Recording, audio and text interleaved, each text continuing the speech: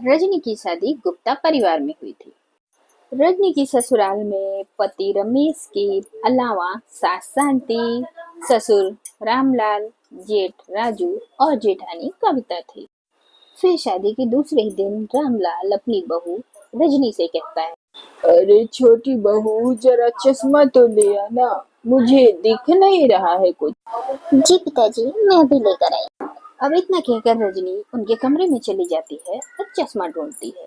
काफी देर हो जाता है लेकिन उसे चश्मा कहीं दिखाई नहीं देता कि तभी उसकी सास शांति वहां आ जाती है। अरे क्या हुआ बहू, तू यहाँ क्या ढूंढ रही है? कुछ नहीं माँ जी, मैं पिताजी का चश्मा ढूंढ रही हूँ। मिल नहीं रहा है उन्हें, कहीं रखकर भूल गए हैं। अरे इस कमरे में नहीं है बहू, तो और कमरे में होगा।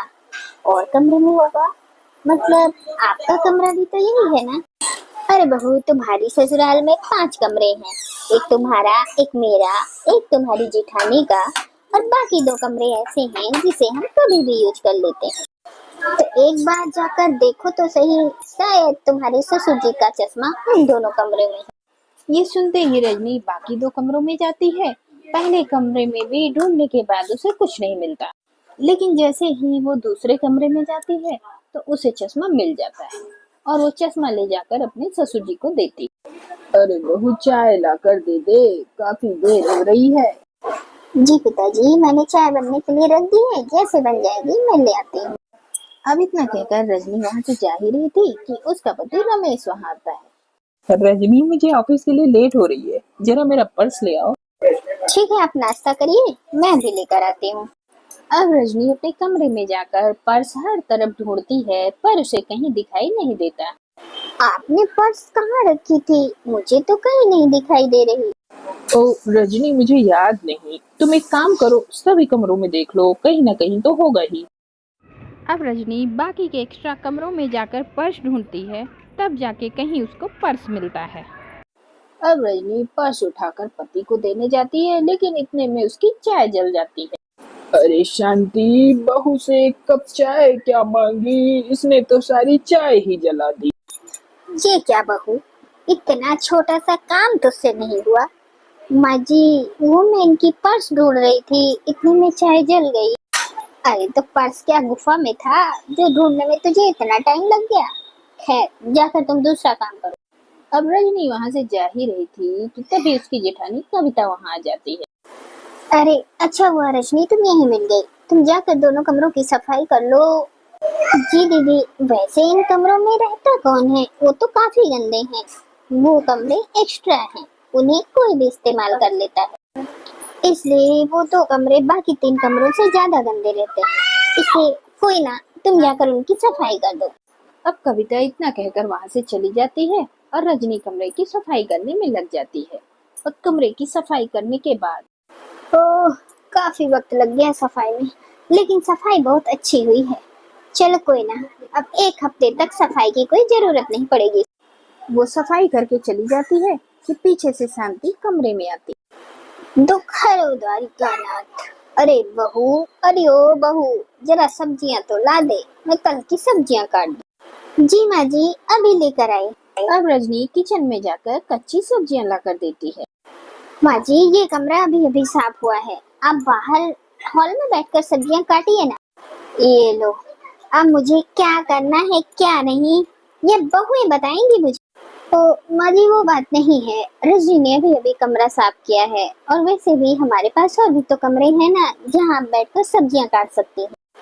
अगर आप यहाँ बैठकर सब्जियां काटेंगी तो पूरे कमरे की फिर से सफाई करनी पड़ेगी। अरे तो क्या हुआ, पूरा दिन करती क्या हो तुम दोनों, जो 5 कमरों की सफाई भी तुम दोनों से नहीं होती। माँ जी, ये कमरे एक्स्ट्रा हैं, इसे हमें मेहमानों के लिए रखना है।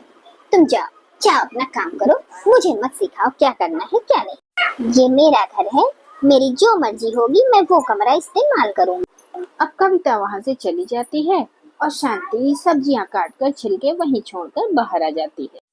फिर रात का वक्त हो जाता है और सभी खाने पर बैठ जाते हैं कि इतने में ही राजू अपने पापा को खाने के लिए आवाज देता है। पापा, आइए खाना खा लीजिए। ठीक उसी वक्त रामलाल उन एक्स्ट्रा कमरों में बैठकर एसी चलाकर आराम कर रहा होता है। अरे तुम सब लोग इसी कमरे में आ जाओ, देखो इस कमरे में कितनी ठंडक है। आज हम सब लोग इसी कमरे में खाना खाएंगे। चलो, अब वो कमरा डिनर रूम भी बन गया। फिर सभी लोग रमेश की बात मानकर उसी कमरे में बैठकर खाना खाते हैं। फिर एक एक करके सभी अपने कमरे में सोने जाने लगते हैं। फिर आखिरी में उस कमरे में शांति और रामलाल बसते हैं। बहुओं, तुम दोनों जाओ अपने अपने कमरे में सो जाओ। मैं और तुम्हारी सासू माँ कुछ देर बैठकर इस कमरे में बातें करेंगे। फिर सब लोग अपने अपने कमरे में चले जाते हैं। फिर अगले दिन सुबह जब कविता उठकर आती है, किचन की तरफ देखती है कि सारा माहौल ठंडक है। अरे ये क्या, यहाँ इतनी ठंडक कैसे है?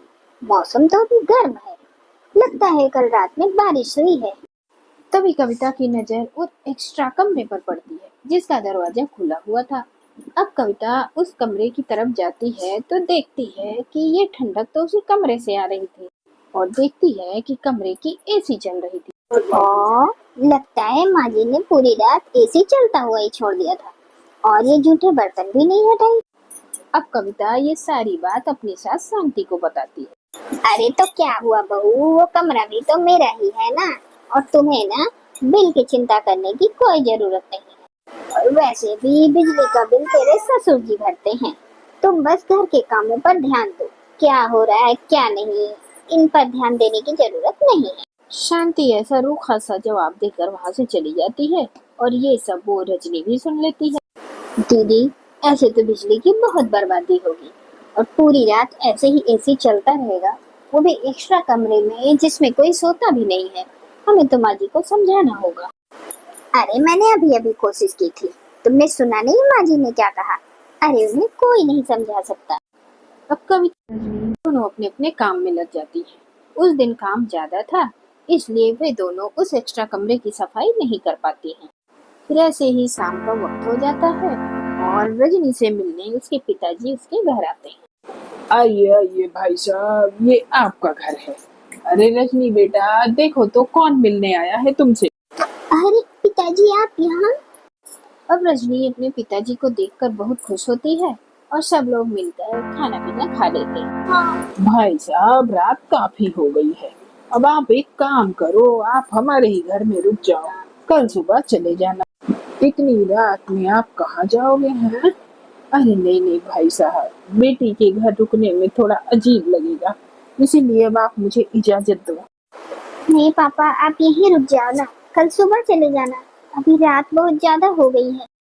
समझी जी, अब तो आप अपनी बेटी की बात मान लीजिए। वैसे भी हमारे घर में 2 कमरे एक्स्ट्रा हैं, आप किसी भी कमरे में रुक जाना, आपको यहाँ कोई दिक्कत नहीं होगी। अब ये सब देखकर रजनी और कविता के तो होश उड़ जाते हैं।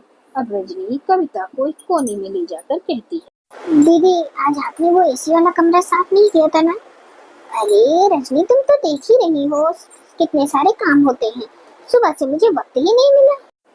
तभी रजनी को वो दूसरा वाला एक्स्ट्रा कमरा याद आता है। ओ कोई नहीं दीदी, वो दूसरा कमरा एक्स्ट्रा वाला साफ है, तब से वो बंद ही है, उसपे कोई सोया ही नहीं। मैं पापा को वहीं सुला देती हूँ। ये ठीक है, अच्छी बात है। तुम अंकल जी को उस कमरे में लेकर जाओ, मैं वो कमरा खुलवा देती हूँ। क्या शांति की दोनों बहुएं उन एक्स्ट्रा कमरों का इस्तेमाल अपने उपयोग में कर पाएंगी या नहीं? देखिए कहानी के अगले भाग में।